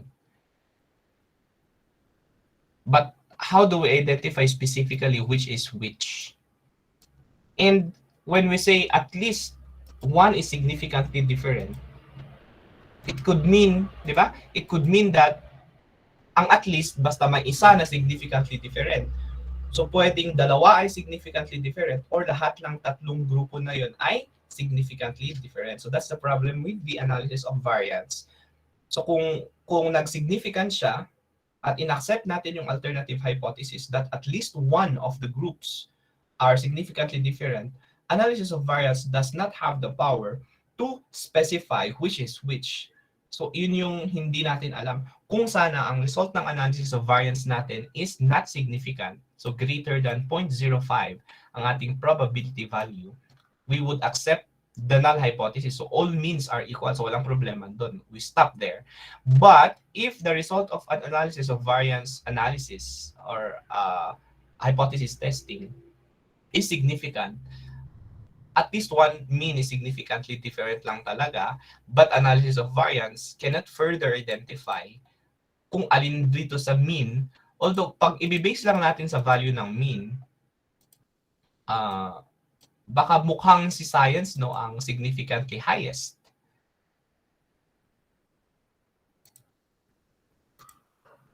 Tapos sumunod kay regular, pero very subjective pa rin tayo, subjective pa rin tayo pag yun yung gagawin natin. So for an analysis of variance, if the result is significant, yung result, we have to conduct a post hoc test. Ano yung post hoc test? Ang post hoc na word yata, it means after this. I'm not sure if it's Latin yata na word yung post hoc. It means after this. This is the post hoc test na minimension natin. That is what we do if the result of an analysis of variance ay significant. Kasi nga, si analysis of variance, hindi niya sasabihin specifically kung alin doon sa groups na yun ang significantly different. Especially for cases na sobrang daming groups, no? Kunyari may 10 na groups yung kino-compare. It's hard, no? It's difficult to identify kung alin sa kanila ang significantly higher or lower, or baka merong groups na not significantly different at ilan lang yung groups na significantly different. So yun yung purpose ng post hoc test. Sometimes post hoc tests are referred as multiple comparisons. So ang gagawin actually natin ay pair by pair, pairwise, i-compare natin. So i-compare natin ang regular sa science, ang regular sa ALS, at science sa ALS.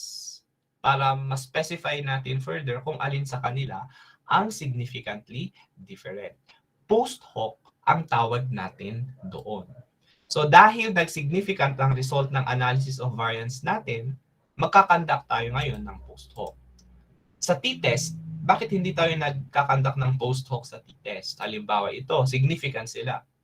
Well, dalawa lang sila. So kung sino yung mas mataas ang mean, siya yung significantly higher. So walang ibang pwedeng mangyari doon. Kaya walang post hoc kay t-test. Pero kay analysis of variance, since we are comparing more than two, yun, maraming possibilities. We conduct post hoc test. So let's now conduct post hoc test for this particular result. Again, we emphasize that this is only applicable if the result of the analysis of variance, yung unang test na ito, ay significant.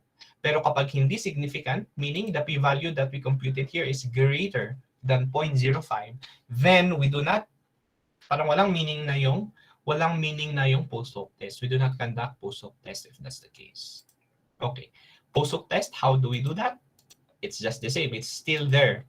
Analysis of variance, one factor. This time, tapos na natin yung analysis of variance kanina. Ang gusto lang natin ay yung post hoc test. In this window, it's called ANOVA follow-up options. It's just the same as the post hoc test. And there's a lot of choices here. And this post hoc test have advantages and disadvantages over the other, but the more general one is Tukey's HSD. Walang DMRT dito kasi kung merong DMRT, normally yung ginagamit natin. Pero susunod doon ay si Tukey. Tukey's HSD. Honest significant difference ang ibig sabihin nito ng HSD. So ito yung gagamitin natin. Yung nasa baba, ito naman yung post hoc test kapag ang gagawin natin ay non-parametric test. Remember that the non-parametric equivalent of analysis of variance is the Cruz-Calwalis. So kung kunyari nagkanta tayo ng Cruz-Calwalis, which will be demonstrated later on, Dito naman tayo pipili ng follow-up test. So analysis of variance, ito yung mga choices natin. So make sure na yun lang yung naka-check, no, para hindi masyadong maraming values yung lalabas later on. So in-uncheck natin kanina yung ANOVA. By default naka-check kasi yung ANOVA. So uncheck natin yan. Itong post-hoc test lang na result ang gusto natin. Baka makalimutan natin, we do not forget to select our data. So ilagay pa rin natin yung ating data. And of course, the location of the result para hindi magulo or hindi mag-overlap ng ibang result. So we put it just below dito. Ayan. So this is the result now of the post-hoc test. So it's the post-hoc test that we use is the 2-case HSD. Of course, the mean that we see here are just the same means na na-compute natin earlier. So we do not want that. What we want is the result of the post-hoc tests. So ano yung nakikita natin dyan? Merong group 1, merong group 2 under Q test. Ito yung multiple comparisons. The reason why post-hoc tests are also called multiple comparisons is because the post-hoc test, most of the post-hoc tests actually compares the groups pairwise. Anong ibig sabihin ng pairwise? By twos. So lahat ng possibilities ay i-compare niya. Because we have 3 groups, there are 3 possible comparisons. Pero kung 4 yan, kung kunyari 4 na groups, may pang-4 na group dyan, then the number of possible comparisons would be 6. There are 6 comparisons. If there are 5 groups, 5 combination 2, 10 possibilities or 10 pairings. Yun yung magpapakita dyan pag 5 yung groups na i-compare natin. 3 lang ang nagpakita dito kasi 3 yung groups natin. Parang A to B, B to C, at saka A to C. 3 lang talaga yung possibilities doon. So, sa una, kino-compare niya ang regular sa science high. Ang regular high school ba ay significantly different yung kanilang final grade sa purposive communication. If you compare it to the science high school, ito yung pinapakita niya. So asaan yung pinaka-result niya? Of course, the p-values. Andito sa right part yung mga p-values. So yes, because it's less than 0.01, yes, the regular high school has significantly different. So kung alin man sa kanila yung higher, yun yung higher, significantly higher. Or lower, significantly lower. So between regular and high school, magkaiba sila, they are significantly different.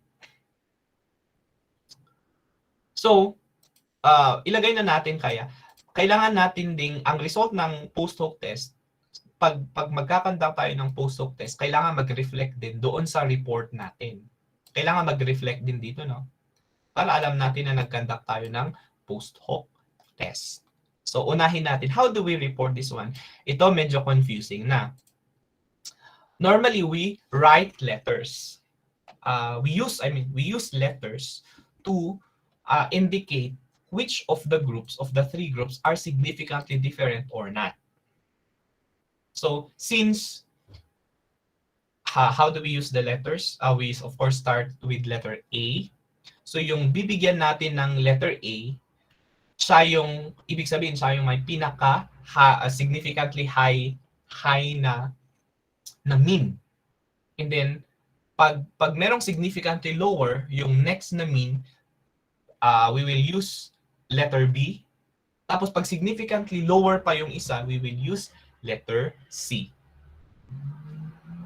So, yun actually yung case natin dito, no? If we look at regular, the comparison between the regular high school and ALS, ganun din. Ang p-value natin ay mababa, mas bababa pa sa 0.01, significantly different siya. Ganun din yung comparison sa science at saka ALS, it's even a lower p-value. Naka-scientific notation na yan, that's 0.00.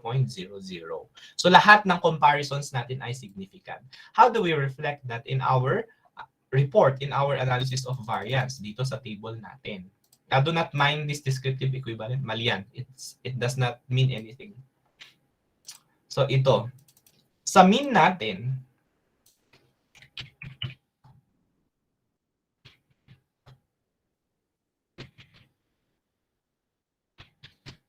besides the mean, doon natin i-indicate yung result ng post-hoc test. So, pinaka-highest, si science. Doon tayo magsimulang maglagay ng A. So as a superscript normally, yung ginagawa natin, how do we put superscript pa sa Excel? Wala eh. Ganyan na lang. Sa Word pwede. So A, that is the highest mean kasi. So we start with A. And then from Science High School, kinompare niya sa susunod na sa susunod na highest regular. According to our post-hoc test, ang comparison ng regular sa science ay significantly different. So magkaiba sila, magkaibang level sila. Because of that, ang subscript dapat ng 1.92 for the regular high school is B. Bakit B? To indicate that they are significantly different. So means having different letters are significantly different. Kung sana ang result natin sa post-hoc test between the science high school and the regular high school ay not significantly different, then both of them will have a superscript na letter A. Gawin nating parehas yung kanilang superscript, yung letter. Ibig sabihin, based from the post-hoc test, yung dalawang means na yun ay parehas lang. So both of them will have a superscript of A, but that's not the case here. Significantly different yung dalawa. So lagyan natin ng magkaibang letter. Parang pababa, from A to B. Naging significantly lower yung regular. Pero kung hindi sila significantly different, meaning equal sila, parehas silang magkakaroon ng superscript na letter A. How about the comparison between regular at saka ALS? Regular at saka ALS. Well, yung nakita natin kanina, significantly different. So, ang letter dapat ni ALS ay mas mababa sa science. Mas mababa sa science. So, it's either B or C. Tapos, tingnan din natin, ang ALS ba ay mas bababa pa rin sa regular?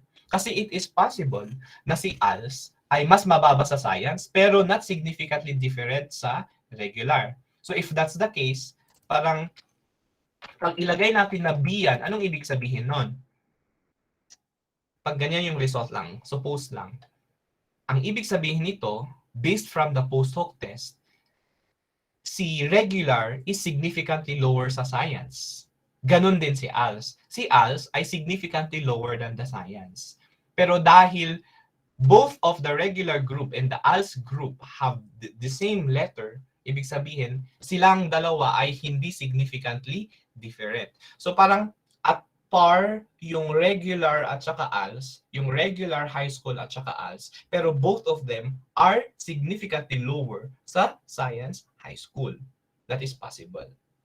Pwedeng gano'n yun. Kaya pwedeng, yun yung silbi ng post-hoc test. Hindi natin agad i-assume na dahil significant yung result natin kanina na analysis of variance, ay automatic na magkakaiba yung levels ng tatlong yun. Hindi. Okay, but this is not the result, di ba? Dapat C yung ilagay natin dyan.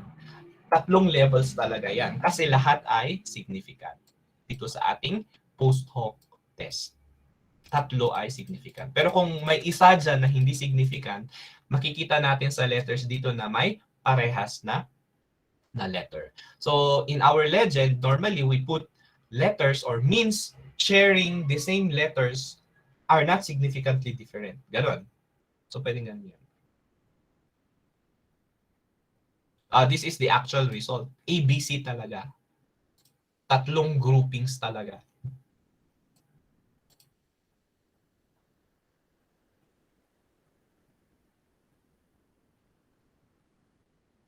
Paano kung, halimbawa,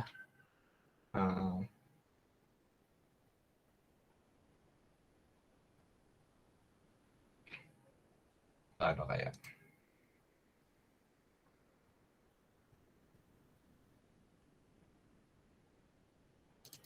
Paano kung ganito? Biglang ganyan. Si 1.45 yung science, AB yung kaniyang superscript, tapos may B doon, tapos C doon. Possible ba yun? Yes, that is also possible. Anong ibig sabihin yan? Hindi pala. It's not possible.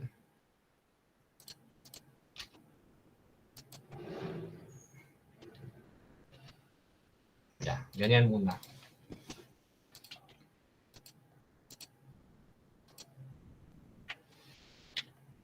Okay, so that's our post hoc test. Okay. Questions, clarifications? It's already 9:43. It's almost 10. Although we still have a few minutes to ask your questions.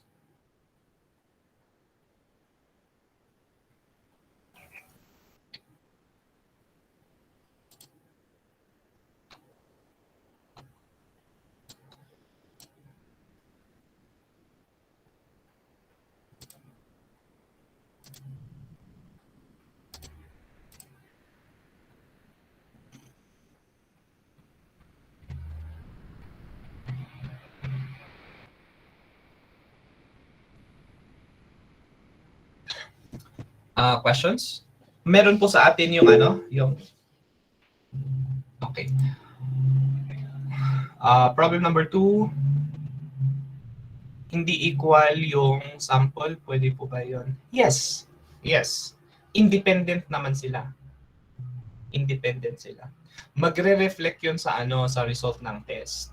So halimbawa yung isa, tatlo lang na tao, tapos yung isang group 100. Theoretically, you can run the test, pero as a researcher naman, ikaw na yung parang mag-adjust, no?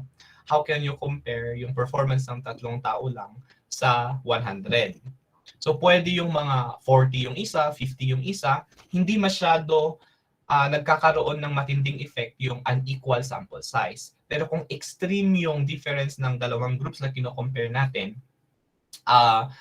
mako-question ka na doon. Parang you cannot compare naman, it's unfair. But to answer your question, na possible ba na yung kino-compare natin ay magkaibang sample size? Yes, because in the first place, they are independent. They are independent, di ba? So, sige. So, halimbawa sa research ko, no, I want to compare two things. I am comparing Kankanaay and ano kaya?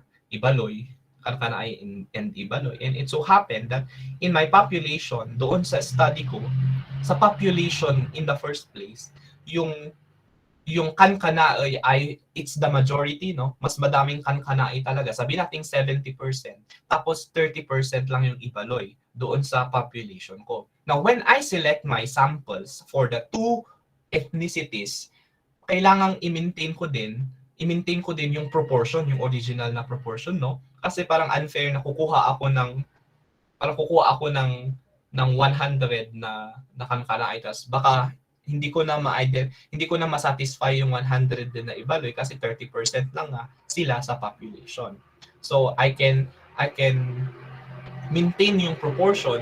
So kung kukuha ako ng sample for Kankanaay, 70% pa rin sila, tapos 30% yung Ibaloy. So in that sense, talagang magkaiba ng sample sizes yung dalawang groups na kino-compare natin.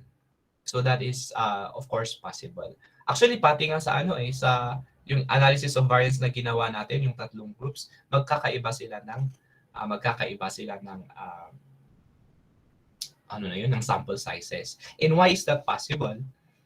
Because they are independent, ang kino-compare kasi natin dito ay hindi yung pairwise. Hindi natin kino-compare yan. Hindi natin kino-compare yung number 1 students sa humanities dun sa number 1 in the list sa non-humanities. What we are comparing is the general or the summary for each group. So kukunin natin yung mean ng first group, meron siyang mean, tapos kukunin natin yung mean ng second group, yun yung kino-compare natin. Hindi siya 1:1 na comparison.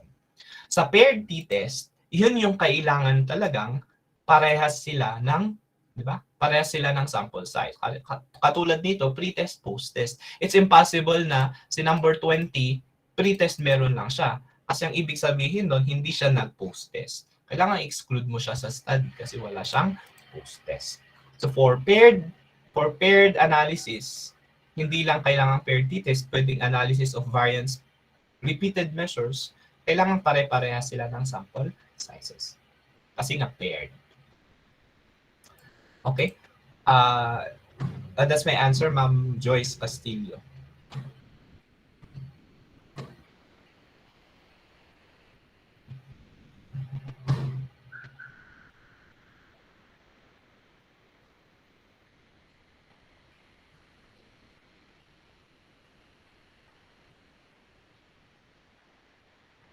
Do you have other questions?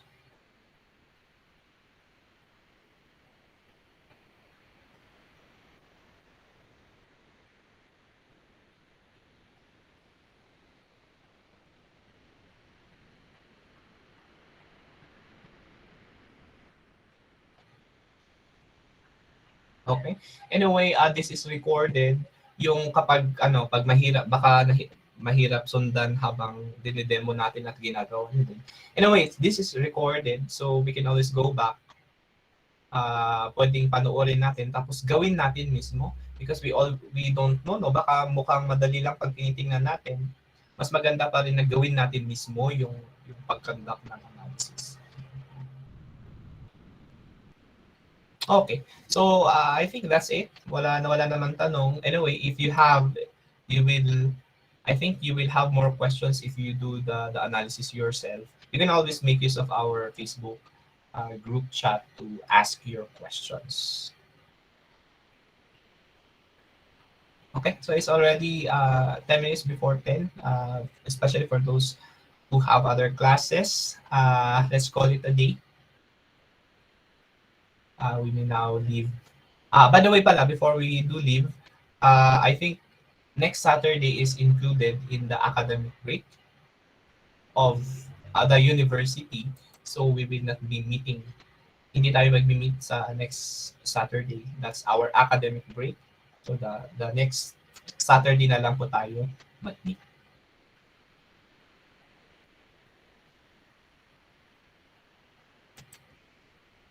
Okay? So I'll see you then next time. Yeah man, sir.